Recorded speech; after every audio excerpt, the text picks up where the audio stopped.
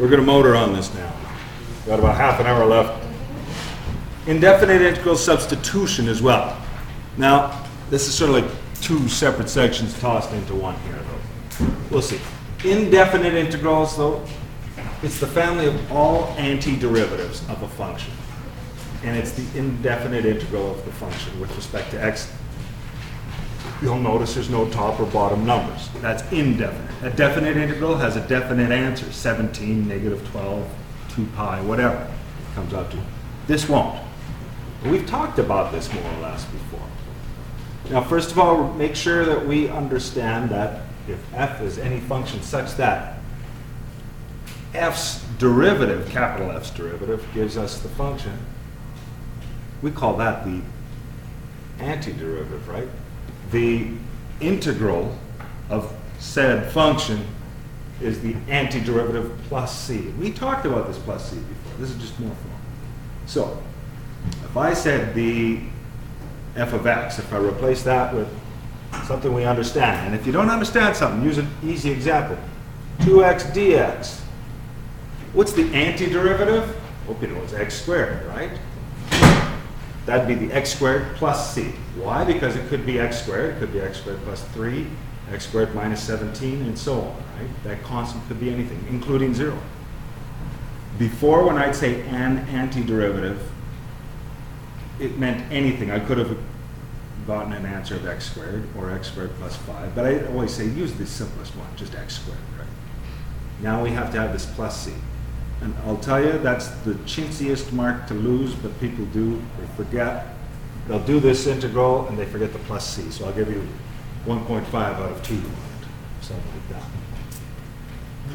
Now, indefinite integrals, these properties aren't too difficult. It's just formal. If you have something in front of the number, or I mean a number in front of the function part, you could take that number out of the integral if it makes it easier to think about, okay?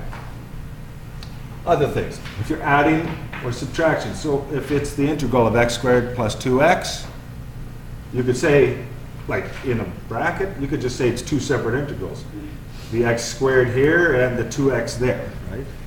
Just divvy them up. That's not news. Power formulas. This is just basically what we've been doing. If you're taking the integral of x squared, say, well, what do you do to get the answer? You add 1 to the exponent, must have came from x cubed, and then you divide by the multiply by the reciprocal. In other words, whatever that new exponent is 1 over 3 or something like that, right? We've done this.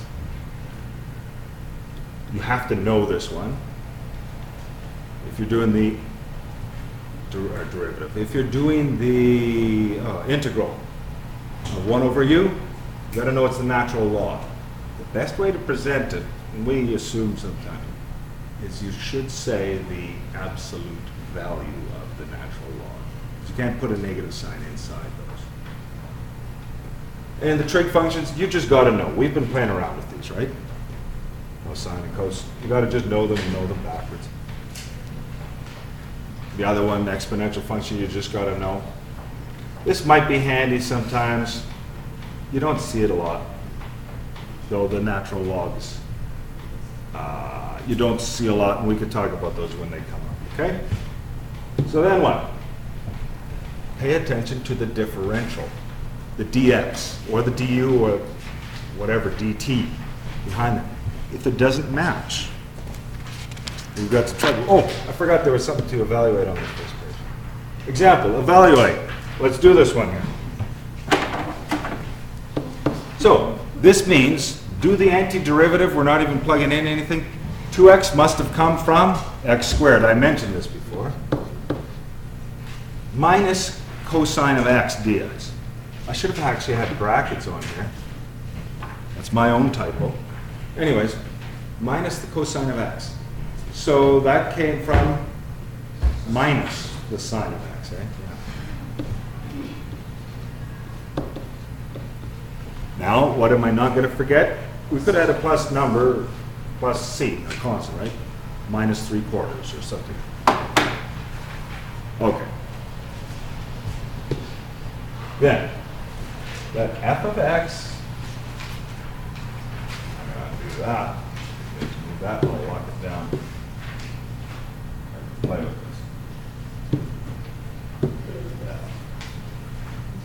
So f of x is this expression, x squared plus 1. And then u is equal to x cubed. Let's think of this a few ways. So the first thing is, find the integral of the f of x expression. We're finding the integral basically of this expression here, with respect to the letter x, right? dx. That matches. So that means you can just hammer it straight through. So let's go with this.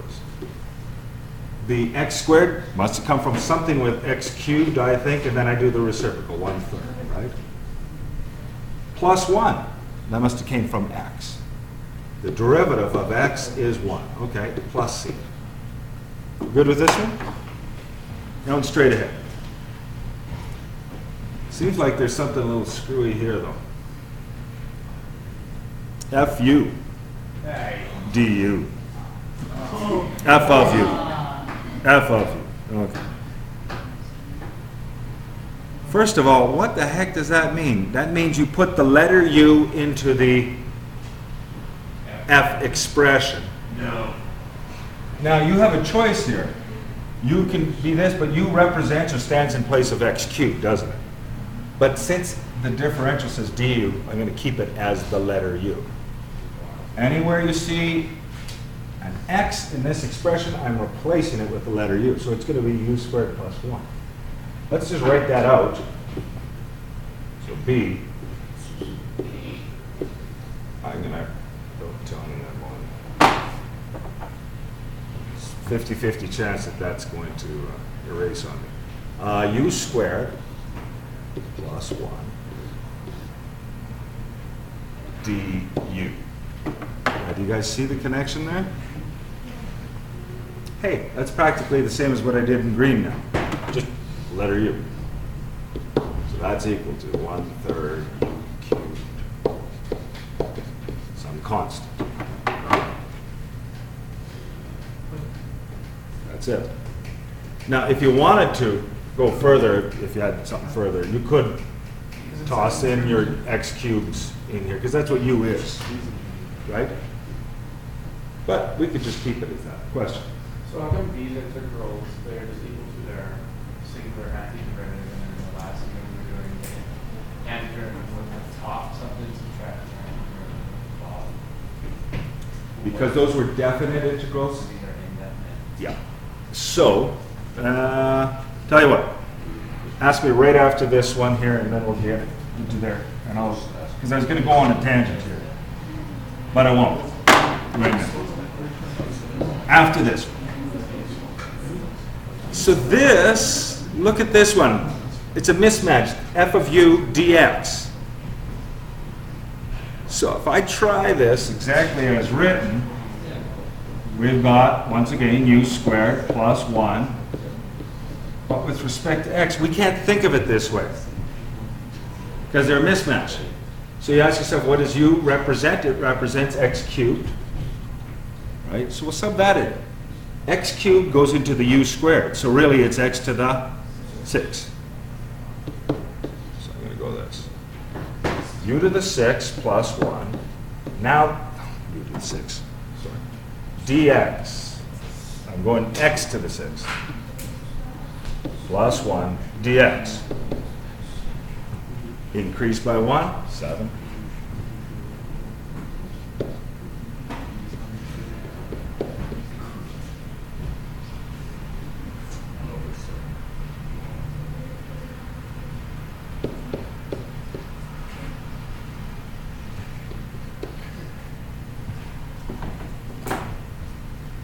Okay.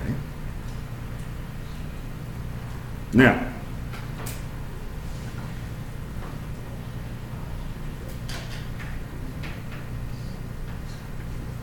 so because of that mismatch in the first step there, we had to sub in our x's for that. Now what? Well, let's just see a few things here. What Ashton was asking before. And I'll use a really simple one.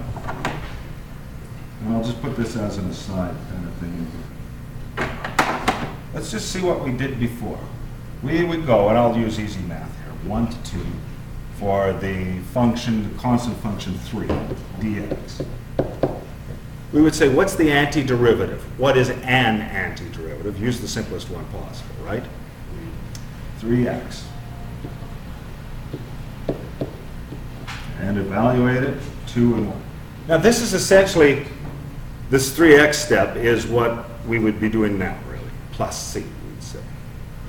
Now, before we would then go 2 times 3 is 6, minus 1 times 3 is 3. Okay, this is equal to 3. Just think of this though. What if I tried that same problem, where did this say over here? Now this is what you're asking about basically, just clarifying. You weren't really asking. What about this? If I said, here's an antiderivative, 3x plus 5. Or I could have put plus c, right? Or minus 17. Right? Evaluate this expression, because it is an antiderivative. It works, right? So I could have had, instead of plus 5, I want to use 5 because it's an actual number. It doesn't confuse people as much. I could put plus c in here. Well, that's equal to, and I'll show this one more explicitly, 3 times 2 is 6 plus 5, minus 3 times 1 is 3 plus 5. You guys see what happens to the constant? It subtracts, and it doesn't matter if it was 17, pi thirds, negative 23, whatever you have is going to subtract out. Plus c doesn't matter when you're doing a definite integral. And that's why, for the first, like last chapter, we just concentrated on the easiest antiderivative possible, right? Does that make sense why we looked at it that way before? Never worried about the plus c. I mentioned it a few times, but not a lot. Because it just subtracts out when you do definite. So when you're doing a definite integral, don't worry about constants. They subtract out even if you insert them, okay? So I think that skill you won't find too hard. And let me just see here. We'll stop after these 2 examples. Substitution. This is used for composite functions when you can't see an easy solution. There's other ones too. But when I look at this expression here, it's not like 2x where I could just see, oh, that came from x squared, right? It's not like cosine of x where I could see, oh, that came from sine of x. So we have to substitute and make it simpler. And this is composition, right? Substitution, this is backwards. So you use, whenever you see composition, you can use this substitution. It's the opposite, though, of the chain rule, in a sense. Chain rule is what you use when you're doing derivatives with composition. Here's what you use for this.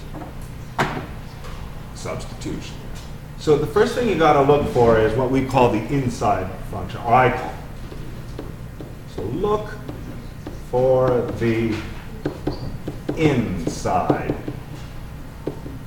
function. Now there's a knack to this. Usually it's an inside function, right? Composition. Is there a function inside a function that you can tell that's obvious? You try this out. This won't work all the time, and we'll have other rules when we don't. See how that x cubed is inside e to the? That's what I mean. That looks like an inside function. And when you're looking for those inside functions, then just quickly do a mental check. If I did the derivative of x to the 3, what do I get? Something with x squared, 3x squared. Right? And that's good if that appears somewhere else, because this substitution is going to work. But the main thing is to look for the inside function. It looks like it's x cubed. So I'm going to let you, I'll use this color. So now this is what you'd actually state right off the bat. Once you identify it, you say let u equal whatever your inside function is, in this case, x cubed. Okay. And we're going to sub this in eventually. So then, well, we're going to let du equal, if u is equal to this, du by dx. Do the derivative with respect to x, but we're going to put the dx on the right side. The derivative of that expression is 3x squared dx. So instead of writing down du by dx, I'm separating the variables, keeping the du on one side. So I kind of do that in one step. And you know, this is a good setup when you can see that this will replace that, and this x squared portion will replace this dx will replace that, right? You guys good on that? Now, we'll do the substitutions here. And I'm going to just write like anything from the original expression here. I'm going to do it blue.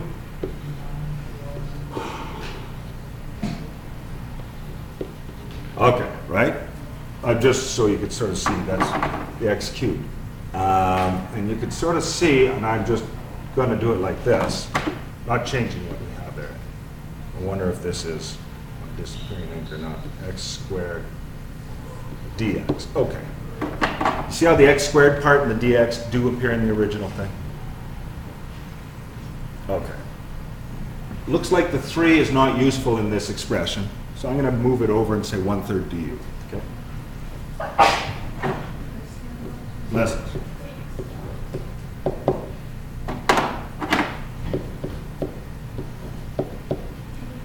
Okay. It's time to do some substitution. Now we still have the integral from the original expression. I am replacing x cubed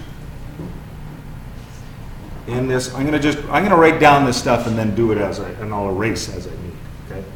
So don't write this down. Just kind of watch.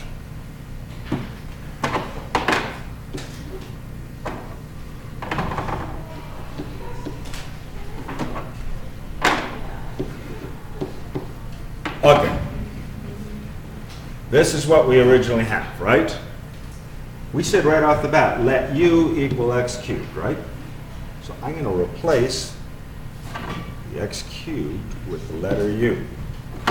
Old switcheroo. Oh, that wasn't supposed to be done like that. Thought I had it separated. Okay, so x cubed. I'm trading this off for e to the u, right? I'm saying that the x squared and the dx, and they're multiplied, right? I'm going to replace that with 1/3 du, right? Now, I'm going to put the number in front, because that's typically what you do, and I'll put the du over here. Do you guys see what we've done here? The substitution step? How did you get the one with the replacement of the x squared? Okay. Now, when I did the derivative earlier here, right? I'm moving this. I took the derivative of the u expression, so x cubed became 3x squared, right? And then I looked up here. I need an x squared and I need a dx to be pulled out. I want to make everything in terms of u. The 3 didn't appear there, so I got the 3, divided it out, and that's where 1/3 du is. The same as the x squared and the dx from the original expression. Then I replaced them here, okay? I just separated them because we're used to seeing multiplying numbers in front. Now, if it makes it easier for you, you can think of it this way. I wouldn't recommend rewriting it, but we know the rules are if there's a constant in front, you can think of it this way, right? What's the integral of e to the u? The derivative of what gives you e to the u? E to the u. E to the x is its own derivative, e to the u is its own derivative. It's easier to think about when you don't just consider there's a number multiplied by. I'm worried really about the e to the u. So this is equal to now. Now I'm going to just work in one color, okay? The 1/3 is just a multiplier. E to the u, oh, yeah, right at the top, plus c. Now, I'm going to just do this because somebody might say, well, it's a little different. But it doesn't matter, really. Okay. once we have this, this doesn't really give us the integral from the original expression though. There's no x's in here, is there? But what does u stand for? X cubed. 1/3 e to the x cubed plus, I'm going to call this a constant here. I don't really care, and I don't usually put C1, and then this is probably a different constant if they're equal to each other, like a lot of times. But don't get confused. Just put down it's a C, it's a constant. You might change numbers when you substitute back, but as long as you say it's plus C, it's a constant. I'm not saying it's necessarily the same one as before. Now, in some cases it is the same, some cases it isn't. If you take the derivative of that expression, you will get the original stuff, x squared e to the x cubed. You will. You could check your answer, but why wouldn't?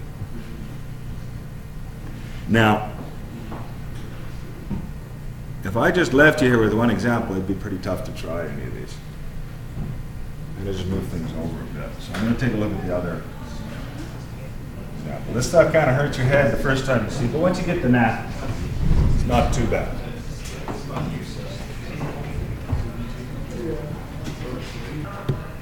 So, is it pretty apparent what the most likely inside function is here? Yeah, 1 plus x squared. Okay, well, let's try that out then. I'll work in green here. That u equal 1 plus x squared. Then the next thing is then du will be equal to the derivative of that expression. So the 1 zeroes out, and I get 2x dx.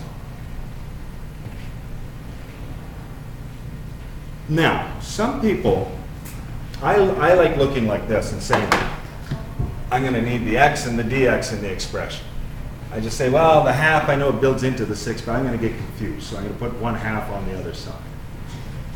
Some people, and this works perfectly fine too, say, I'm just solving for dx, and I'll let the crap fly and see where it all falls and stuff like this. So you could do it this way. I'll first show you this. I'll just go with, I don't know about that 2. du equals x dx. Now, I know the x and the dx have to get out of there. In order to do the expression, it all has to be used now, right? You've got to get rid of your x's. I'll show you the other way after. So back to the original expression now. I'm not going to change colors, so I'm just going to keep it here. So if it was 6x root, I'm now going to replace the u. And while we're at it, by the way, I'm going to just call it a half, okay? So u to the half. It's just easier to think about when we do the next thing. Then the du and the x, dx, and I said du, the dx and the letter x, right? They're all equivalent to du and a half, right? Now we still have that 6 involved there from the original expression, right? I didn't substitute anything to do with that 6.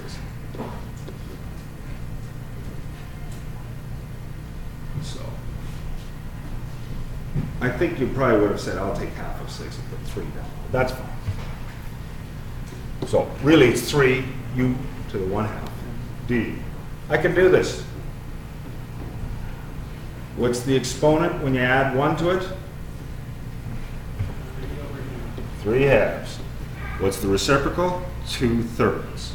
Now remember, I have this 3 from above, half of 6, times 2 out of 3. That's the reciprocal. You can see that it'll turn into 2.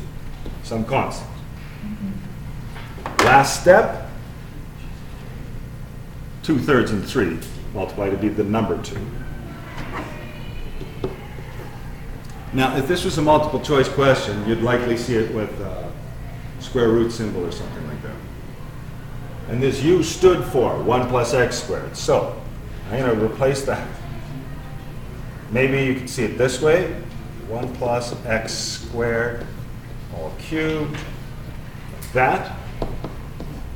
You could see the cube on the outside of the radical as well, right? But I've just backwards substituted it.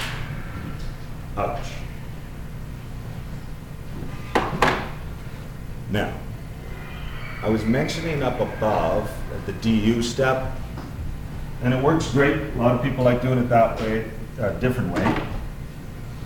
Whatever I have, I just solve for dx. Some people say, I'll just show you this on the other side. So if I say 1 over 2x du is equal to dx, at that step where I just pulled the arrow from. And if I substitute for dx at this step that it's right beside, hey, what would I get? I'd put in my 1 over 2x du. What happens to the 2x that's really messy here? And this 6x, you get 3 out of it, don't you? So if you wish to do it that way, you can, and you have du left behind when you do your substitution. You end up with the same expression either way. Sometimes, though, this is more work if you start solving for dx every time, especially when it's an exact match. It seems like it's an extra writing step. It's up to you. They both work. And just a second.